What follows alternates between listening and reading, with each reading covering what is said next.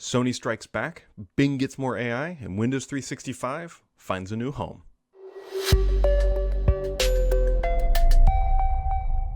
Happy Friday, friends. It's been 2 weeks. 2 weeks. Last week at this time, I was walking through Death Valley at the lowest point in the United States and go visit the national parks. That's what we did for spring break out in Utah. Wonderful place. Highly recommend it. You should go explore nature. It's a feature that the internet doesn't work and not a downside. So anyways, hopefully you've had a wonderful 2 weeks. I am refreshed, recharged. It's a Friday.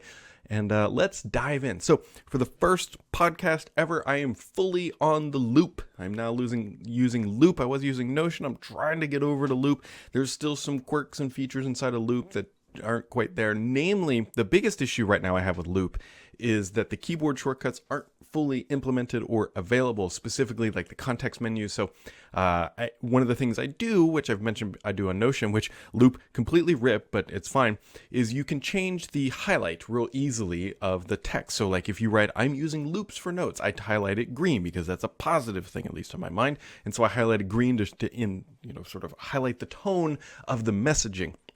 And you can't do that strictly through keywords. You got to use mouse, and Notion does that better, but I suspect it's a keyboard shortcut. Microsoft will implement that. So we're now syncing notes all over the place with Loop, just trying to get more immersed into that world. And we'll see how much they continue to copy Notion going forward. So things Microsoft is unrelentlessly pushing forward is their AI stuff. This is no surprise. Microsoft, there was a quote that came out from Sundar, the CEO of Google, did an interview in Washington Post, and somebody quoted it and added some additional context. At some point along the way, I believe Microsoft said for every 1% of search that they can claw away from Google, it's roughly $1 billion in revenue or opportunity for Bing, which is why Microsoft is going so crazy in this industry, because for Microsoft, they don't necessarily care about $1 million opportunities. They're a $1 trillion company, so $1 billion is only where things really make sense, and AI and search is obviously a $1 billion opportunity, and Microsoft thinks they can go crazy and claw a bunch away from Google, and I don't disagree. They've got a lot of momentum right now, which is why they are taking the Amazon approach, or the Alexa approach, if you will, with this Bing AI. And what I mean by that is they're shoving it into everything. If you go back in time, there was a point in history of maybe it's 4 years ago at this point, where Amazon was shoving Alexa into everything, like microwaves, clocks. Just if it had a place in your home affixed to something, it probably had an Amazon assistant built in. And so Microsoft is doing that now. This week they announced that they're bringing Image Creator to pretty much everybody who has Edge. This is their DALL-E 3, but they're not calling it DALL-E 3. Their DALL-E image generation tool. And also SwiftKey, which is the keyboard that Microsoft bought many years ago. It feels like it was like 2 years ago, but it's probably like 6 or 7 or something now at this point. Who knows? Microsoft bought SwiftKey, and at one point, if you all remember, SwiftKey actually got pulled from an app store, and then all of a sudden it came back, and now we know why it's back. It's because SwiftKey now has Bing AI built in, and you can get your Bing chat directly from this keyboard, and it's another opportunity for Microsoft to try to get more search queries through its funnels. Now, we know how they're going to do it initially, at least this monetization model, but there's an interesting phenomenon going on right now where Bing, these chat queries are incredibly expensive. As an example, I was talking with Owen Williams on Twitter yesterday. We used to work together or write together over at Neowin, and he took a video, tossed it into ChatGPT, and then turned it into a GIF. That is incredibly expensive. You're sacrificing many GPUs at the altar of GIF creation, and that's for a single query. That does not scale. And so it's going to be interesting to see how Microsoft actually tries to monetize this. Yes, contextual ads where it's like click number 2 for the source or whatever from Edmunds.com. If you're searching a car, I think Edmunds is cars. And that's all going to work, but I don't know if that's going to be enough to actually offset the cost. And so are we going to get videos? I don't know. Or are you going to have to start paying for so many queries a month? We will find out. It shall be interesting to see how Microsoft eventually coughs it up. Maybe they're just waiting for they might just be thinking, look, we got to sacrifice revenue right now to gain market share, which is a viable business strategy, and with the hopes that these search query costs will come down to a reasonable level to where we compete with just basic ads. We will find out. Or potentially they could find out that the click-through rate, which is a key metric in online advertising, is exceptionally higher with a Bing chat AI thing. And so maybe they can charge more for it, and that would help offset as well. We will see. So just keep that in mind. Keep that Yep. Okay, anyways, Windows 365 got a new feature called Frontline Option. So Microsoft has this cloud PC option where you can basically run Windows in the cloud, if you will. They're also kind of quasi-leaked, but this was already shown off. If you've ever used the virtual desktop feature where you can see virtual desktops, they're also going to start including the cloud desktop in that little pop-out, or that little flyout, if you will, so you can quickly switch to it. That has already been known. There was an insider build, and some people were able to make it enable it, and it looks like this is coming very soon. But this frontline option is targeted more at business users, where you can allow up to 3 people on a single license, as long as they're sort of rotating through, think shift work, access this stuff. Now, there's also a new app for LG smart TVs where you can actually run your Windows desktop through the cloud on the TV itself. All you need is a Bluetooth keyboard and mouse, and you're up and running. This is essentially a thin client, if you will, at best, and that's the experience that Microsoft is chasing with this frontline option. So it's super interesting. Microsoft 365 Copilot, which is again just their AI stuff, is coming soon to OneNote, shocking absolutely 0 people. And also Outlook for Windows, the email app that Microsoft is slowly replacing the built-in mail app with, now adds support for Gmail accounts. It took a long time to get there, but now you can do that. And also this week, Edge, I was going to say finally, but Edge gets a split view window. This was shown up. I don't think it leaked. I think Microsoft announced it. So basically you can have one Edge window open and 2 sort of web pages open. It's snapped side by side is the best way I can describe it, inside of a single frame. It's an interesting feature. I'm sure there are absolutely use cases for it. I don't necessarily know if I have one at least yet, but it's going to be good for people who are on single monitor displays, who want to get side by side, who don't want to have 2 Edge apps side by side. So the one thing I don't know, and I think it should work, is I don't know if you can Alt-Tab between them. The only reason why I say I think it should work is that in Windows, I believe it caches, or that's probably the wrong term, indexes the last 5 tabs that you had open, and you can't Alt-Tab between those. I think you have to enable that. I don't know if it's by default. Doesn't matter. So it might work where if they're truly just tabs in those little windows, then you should be able to Alt-Tab. So there you go. On to the gaming news of the week, where there's some spice from Sony. But first, Microsoft has released a new recycled materials controller. It's sort of an earthy tone green, and there's some browns in there.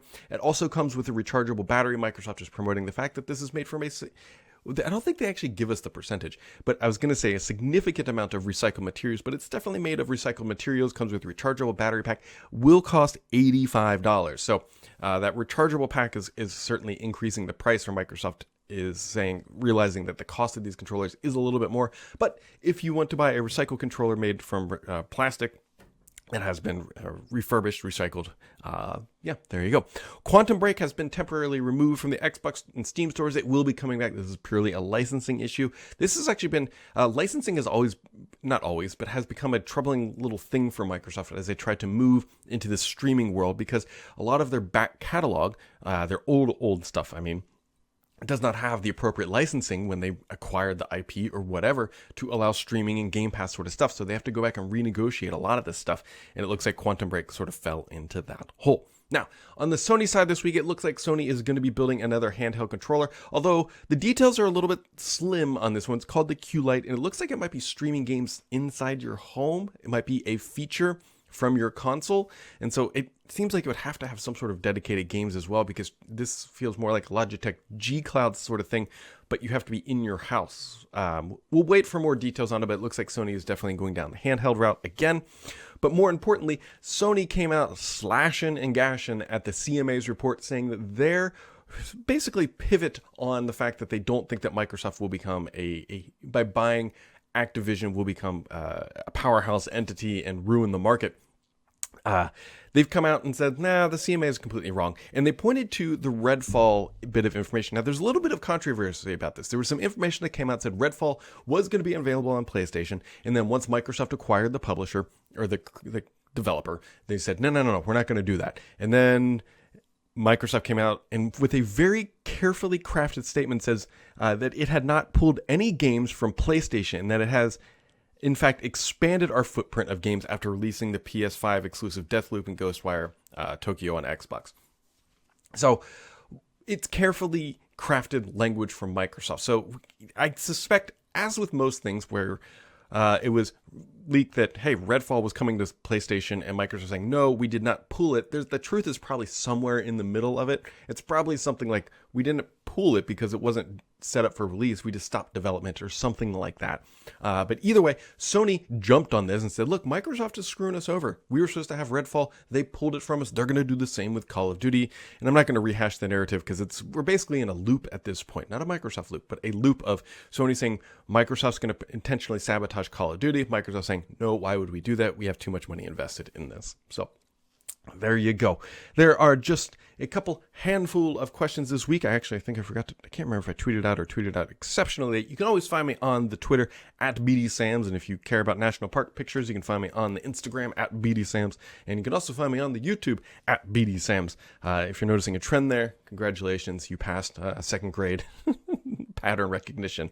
So QNox says, hey Brad, can you explain the point of Surface devices? To me, these feel like a niche thing that won't become big anytime soon. What do you think Microsoft sees in Surface? Let me recommend a book to you, my friend, called Beneath a Surface. I literally wrote it about the history of Surface and why it exists. But the nutshell version of it was that back in the day, and the modeling has changed. I think most of us would agree the modeling has changed. Initially, it was supposed to be a flagship product, a company who could spend on the premium metal material, not a terrible keyboard, a high-resolution display, high PPI, trying to create a premium class of Windows product to go up against, let's be honest, the Apples of the world was the initial intent. And Microsoft, that was the point of it when it launched. If you looked at how they positioned all this stuff, it's premium. And nowadays, they've kind of moved on from that premium messaging. They still make great products for the most part. They do have their misses on occasion. That being said, the point was supposed to be aspirational Windows devices. That was, if you want to put it into a single phrase, that would be it. These days, I don't know. They've kind of clawed back those ambitions, I think, because they realized that the business model for crazy Windows devices maybe just doesn't make sense. I mean, Surface Book 3 evolved into the Surface Laptop Studio because they realized that, hey, people just kind of maybe just want a laptop. We have the Surface Duo. These things have been slow to come out. I'm not saying they're bad devices, but they don't have a significant market share, or honestly really any meaningful market share to go aggressive. So when they launch these things, it's tough to break even.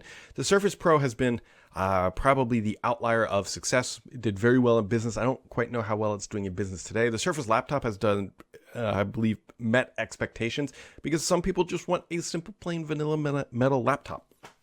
And it doesn't have any stickers or anything else. And the Surface Laptop does that well. Paul Gutha says, has there been any updates on the progress for dark mode? Is Microsoft working on a single screen phone? Dark mode, I don't think so. Right now, I think if we're going to see any significant updates to dark mode, it's probably going to come with a Windows 12, where we're going to see a bit of a refreshed user interface. That being said, Microsoft is updating Windows very frequently. It's not that it's not going to happen, but there's still definitely that. I don't want to know if I want to call them edge cases, but there's still plenty of places in Windows where you open it up and the dark mode is not fully implemented. I don't know if Microsoft's working on a single screen phone. Honestly, I don't know why they would. That market is pretty well maxed out, and I don't know if a single screen Surface Duo or Surface Uno, if you will, would actually move the needle for Microsoft in any meaningful way. And the Joe Finn, wrapping it up for the week. He says, Microsoft's new product launch strategy historically has been slow with years between substantial updates. With all these 365 Copilot features integrations be any different? This is a good question. So what he's referring to is in the olden times, and well, we're kind of back to that. Windows gets a new update every 3 years, like a new version, if you will. Look how long it took Loop to come to market. It was like 2 or 3 years. And so this Copilot stuff is just being rammed right down. And so I think we're going to see these Copilot stuff come to market faster in a monetized way, mostly because Microsoft realized the importance of it, and it seems like it's an all-company initiative on that front at this time.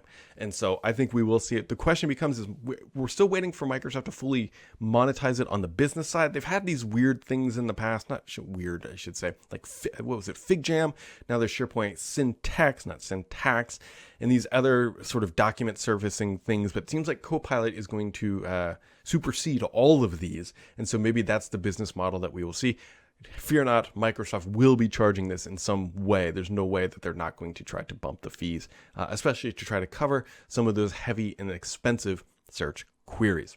So There you go, my friends. That wraps it up. I don't know why I keep rolling these R's. Maybe it's because I'm relaxed. Maybe it's because it was a good week. It is a holiday in the U.S., so I'm expecting the second half of this week was pretty slow. I'm expecting the first half of next week to be a little slow. We are waiting to see, by the way, I forgot on the gaming side, that Western digital storage medium thing that competes with the Seagate hasn't been announced. It was on the Best Buy website, so we'll wait and see if that maybe gets announced next week. But either way, my friends, as always, keep it subscribed here because the only BS on this podcast is me.